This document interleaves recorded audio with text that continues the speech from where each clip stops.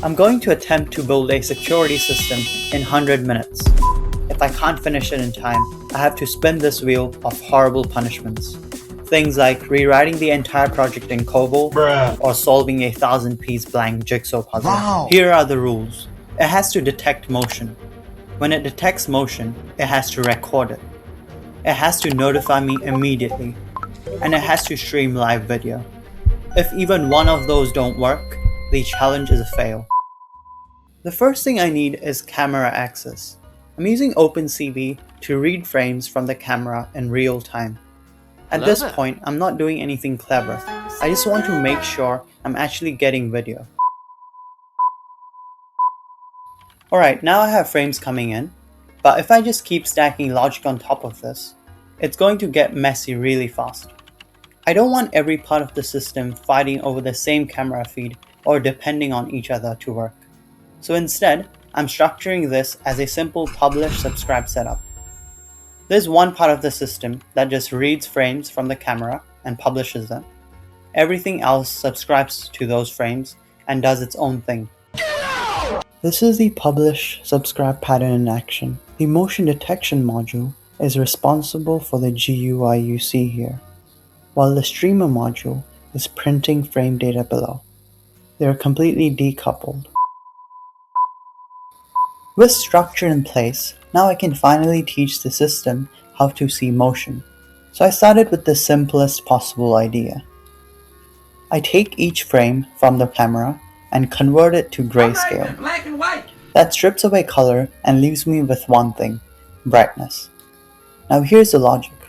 If I take the average brightness of a frame, that gives me a single number. Then I can compare it to the previous frame. If the room is still, that number shouldn't change much. But if someone walks in or something moves on the camera, the average brightness should jump. That's why he's the GOAT.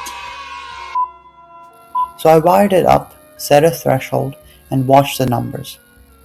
And almost immediately, it starts triggering motion detection non-stop, even though nothing in the room is actually moving.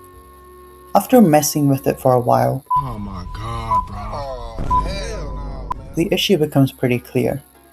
I'm averaging the entire frame into one number, so any tiny change, lighting shifts, shadows, the camera adjusting exposure, looks like motion. The system has no idea where the change is happening. It just knows that something changed somewhere. So it's fast and simple, but way too sensitive.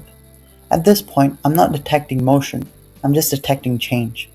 So instead of collapsing the whole frame into one number, I switched to comparing the frames pixel by pixel. The idea is simple. If something moves, only part of the image should change, not the entire frame. So I take the current frame, subtract the previous frame, and look at the difference.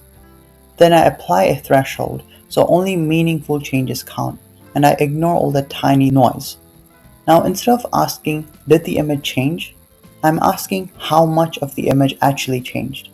If enough pixels change, that's real motion. Here you're seeing a binary mask of the frame difference. Only the pixels that change between frames are highlighted. So what's left is just the actual motion. Now I can set up the recording.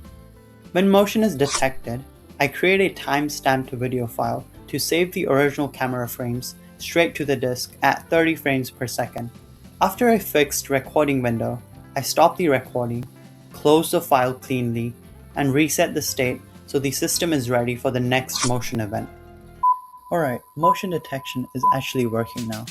So the next thing I want is notifications. I decided to wire this up to a Telegram bot since it's fast, free, and works on pretty much any device. I kept it simple and wrote two methods.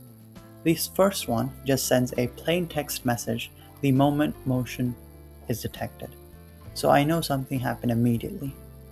The second one waits about 30 seconds, grabs a frame from the camera, and sends it as an image with a caption. Now when something moves, I get a message and then a photo showing exactly what the camera saw. Alright, next up is the live stream.